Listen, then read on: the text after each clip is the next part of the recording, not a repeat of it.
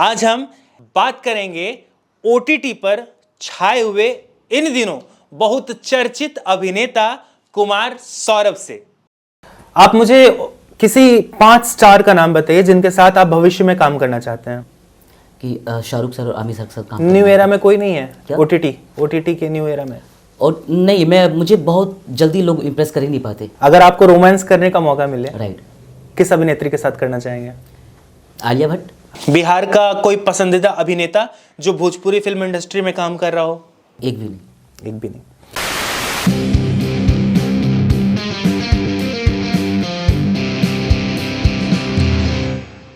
इंसान के जीवन की कोई मतलब तमन्ना जो होती है वो कभी खत्म नहीं होती है। जैसे अभी मैंने थोड़ी देर पहले आपसे एक सवाल पूछा था तो आपने कहा कि इनफाइनाइट, ठीक है, ये आपका वर्ड नहीं था लेकिन आपने कुछ ऐसा ही कहा था।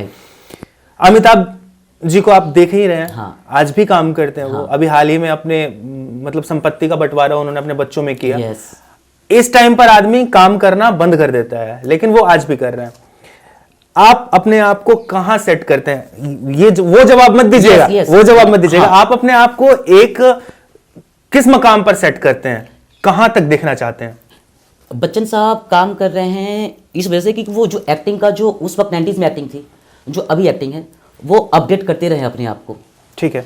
तो मुझे लगता है कि अगर एक्टर अपने आप को अपडेट करते रहे, पढ़ते लिखते रहे, तो वो लंबा दूरी तय कर सकता है। अभी जो एक्टिंग मैं कर रहा हूँ 20 साल बाद ये एक्टिंग नहीं चलेगी। ठीक है, उसकी परिभाषा चेंज होगी, अलग एक्टिंग होगा। अभी जो 90s में एक्टिंग होता है तो वो एक्टिंग अभी नहीं चल रहा, वर्क नहीं करता वो। तो वो मेरे ऊपर है कि मैं अपने ऊपर कितना हार्डवर्क करता हूँ, अपडेट रहता हूँ नहीं रहता हूँ। अगर मैं चीट करता हूँ अपने साथ तो फिर ख़त्म है। अगर काम कर रहा हूँ अपने ऊपर तो फिर लंबा मैं जा सकता हूँ। मुझे मेरा जवाब नहीं मिला। आप अपने आप को कहाँ देखते हैं? अभी मैं कहीं नहीं देख रहा हूँ, मैं बोल रहा हूँ। आपका जो अर्जुन का लक्ष्य मछली थी, हाँ, आपका लक्ष्य क्या है? आप अपने आप को कहां लेकर जाना चाहते हैं? ऐसे तो मैं सब एक्टर्स की तमन्ना है कि हॉलीवुड में काम करूं मैं। अच्छा, हाँ, बस ये जवाब मुझे चाहिए था। मध्य प्रदेश के सफर में के बारे में बताइए मुझे, आप मुझे, कि वहां आपका दौर और समय और पढ़ाई या फिर जो भी सीखने जो भी समय बीता वो कैसा रहा? वहाँ बहुत गोल्डन, मेरे थिएटर लाइफ का गोल्डन पीरियड ड्रामा स्कूल था, MPST।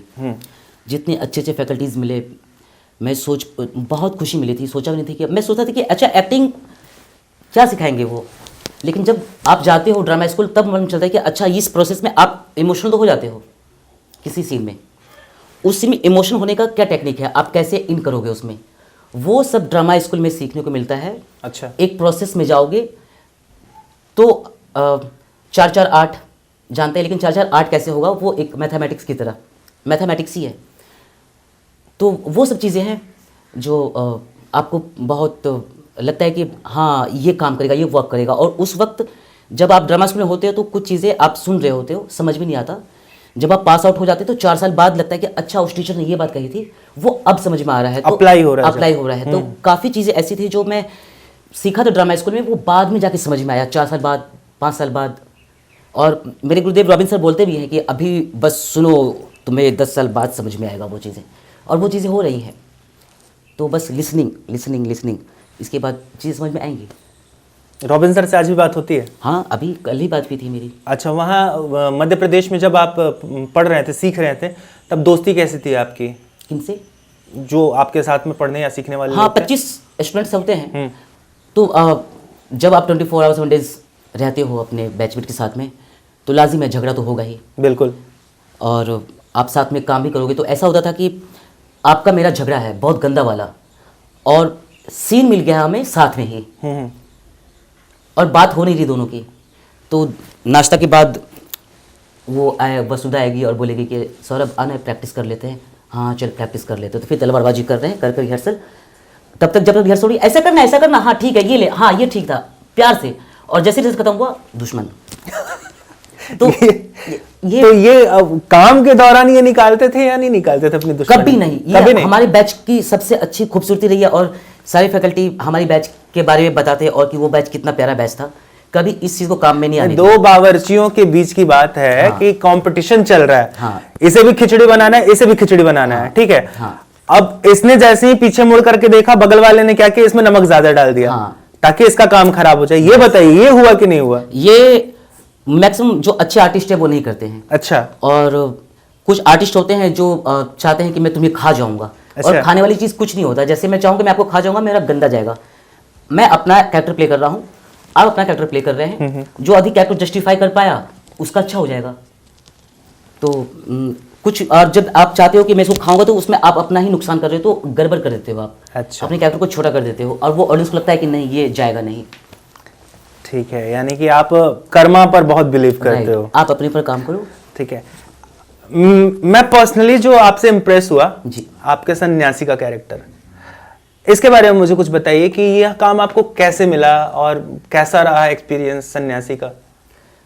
मैं जब इस कैरेक्टर के लिए मुझे कॉल आया, उससे पहले ये कैरेक्टर कोई और एक्टर कर रहा था, मैं नाम नहीं लूँगा उसका।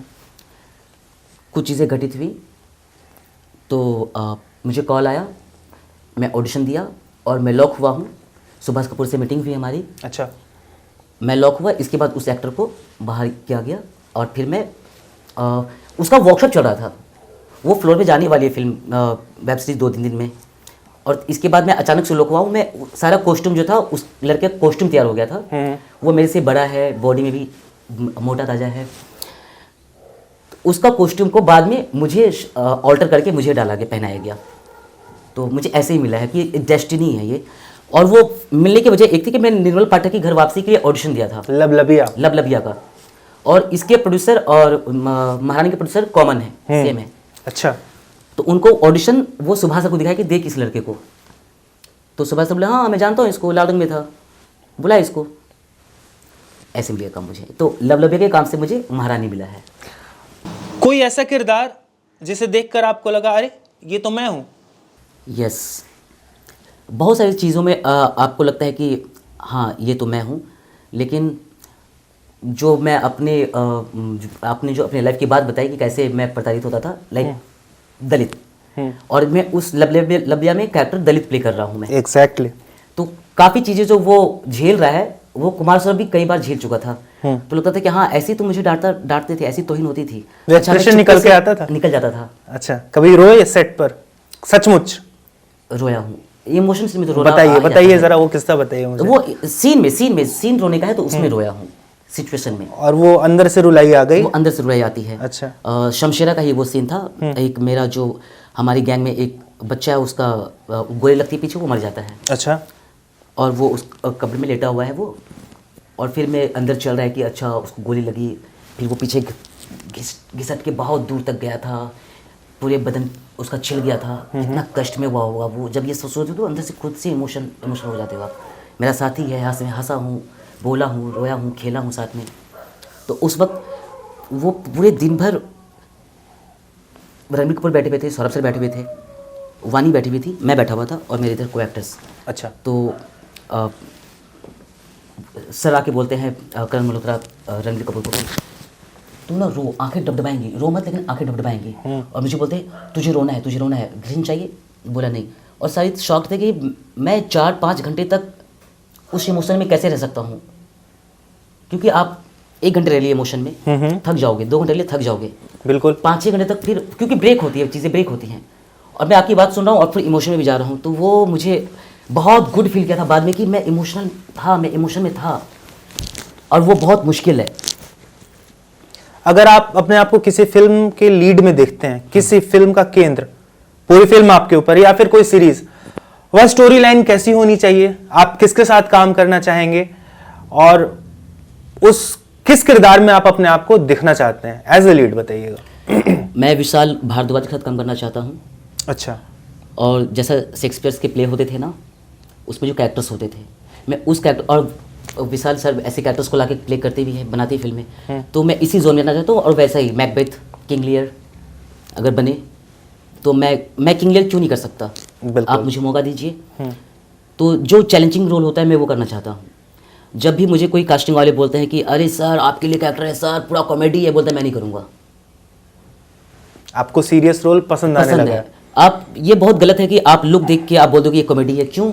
एक्टर तो एक्टर है, वो कोई भी कैरेक्टर प्ले कर सकता है। बिल्कुल, वो एक स्टीरियोटाइप बन जाता है ना, आपके कैरेक्टर के साथ जुड़ जाता है। और मैं पीयूष मिश्रा सर जो हैं, उन्होंने मुझे बहुत पहले कहा था कि बेटा तू कॉमेडी मत करना, तेरा उसमें हाथ बहुत अच्छा है, तो उसको कभी कॉमेडी मत करना। और उस बात को मैंने सच में गांठ बांध लिया था, और फिर मैं जब भी ऐसे कैरेक्टर्स में मिले मैं मना करने लगा।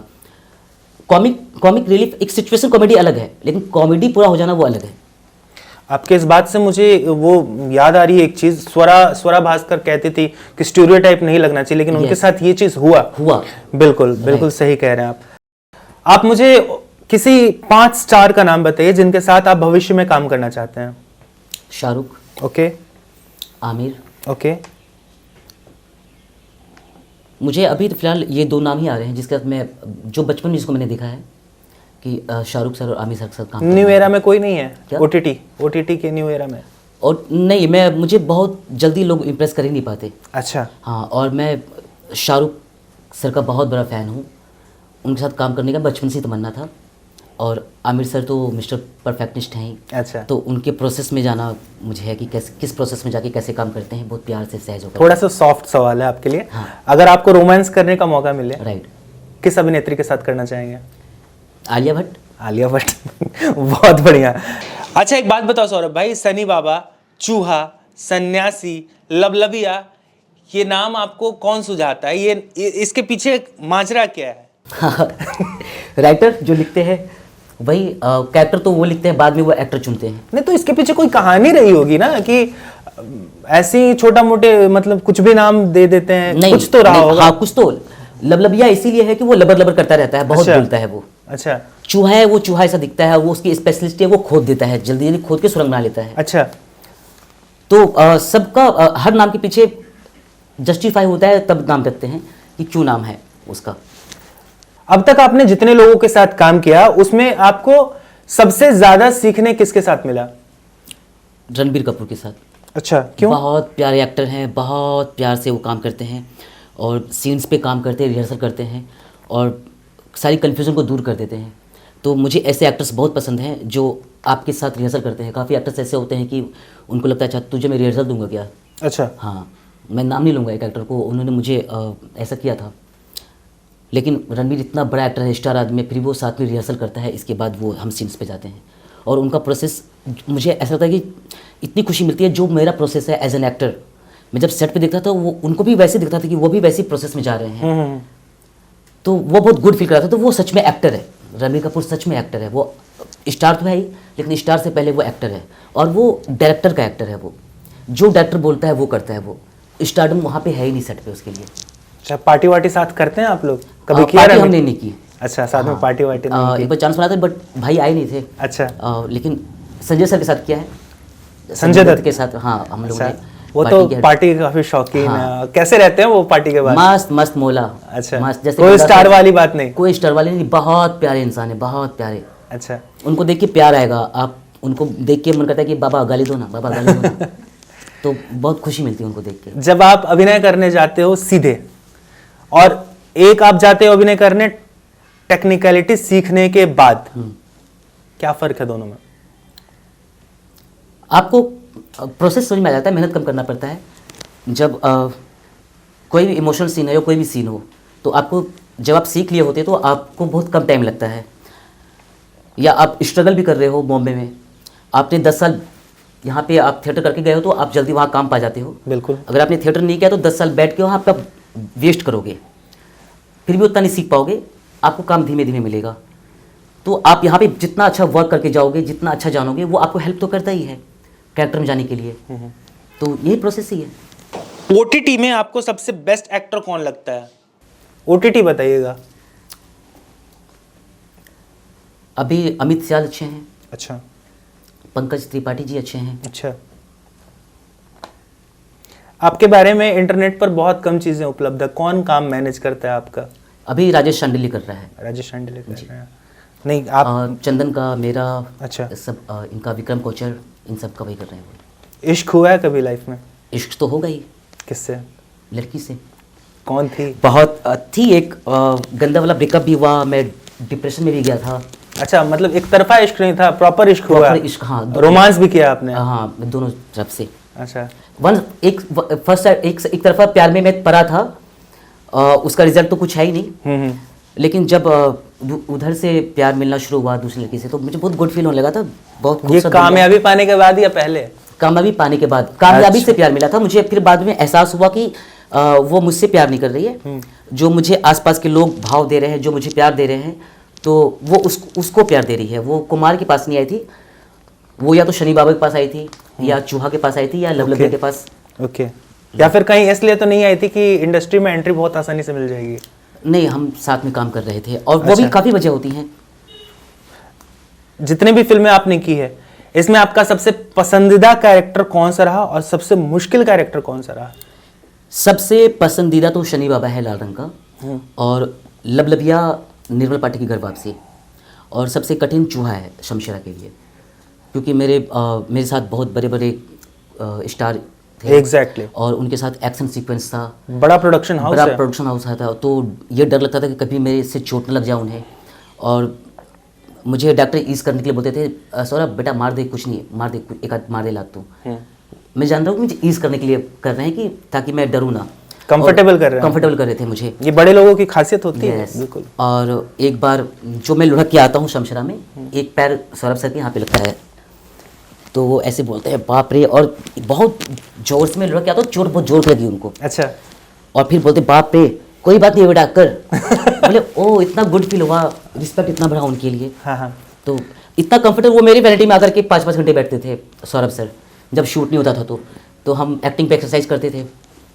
चलिए, बातचीत का सिलसिला हमारा इतना अच्छा रहा कि हमें पता नहीं चला। हाँ। अब एक आखिरी सवाल आपसे मैं पूछ रहा हूँ, इसके बाद मन तो नहीं है लेकिन आपको मैं फ्री करूंगा। देखिए, एक गांव की लाइफ, कटिहार की लाइफ, बहुत आपने लाइफ में अपने झेला, बहुत कम उम्र में शायद अपनी माता को खो दिया आपने। वो एक दौर था, और एक आज का दौर है। डेली रूटीन, डिसिप्लिन, लाइफ को कैसे मैनेज करते हैं? हम एक्टर्स, मैक्सिमम एक्टर्स डिसिप्लिन में तब होते हैं जब हमारे पास काम होता है। जब हमारे पास काम नहीं होता, हम बहुत अनडिसिप्लिन आदमी हैं। हम एक्टर्स बहुत आलसी हैं। बस काम के समय हम बहुत ईमानदार होते हैं।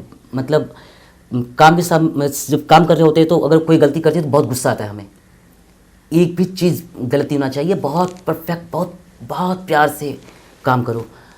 उस वक्त हम बहुत मेहनत करते हैं, बहुत हार्डवर्क करते हैं, क्योंकि उसमें लालच हमारा होता है, हम दिख रहे हैं कि कैमरे पे, फ्रेम में। बिल्कुल बिल्कुल। और जब नहीं होता फिर तो पार्टी चल रही है, बैठे हुए हैं, 10 बजे सुबह 4 बजे सोते हैं, 10 बजे उठो। मतलब एक अच्छे कलाकार को काम मिलते रहना जरूरी है। हाँ। नहीं तो बर्बादी। हाँ, ये कह सकते हैं। हाँ। चलिए सौरभ भाई, बहुत अच्छा लगा आपसे बात करके। यही मैं कह रहा था, उम्मीद करता हूँ आपको भी अच्छा लगा। बहुत अच्छा। चलिए, मुलाकात का सिलसिला जारी रहेगा। हाँ। बहुत बहुत थैंक यू। थैंक यू भाई, आपका थैंक यू।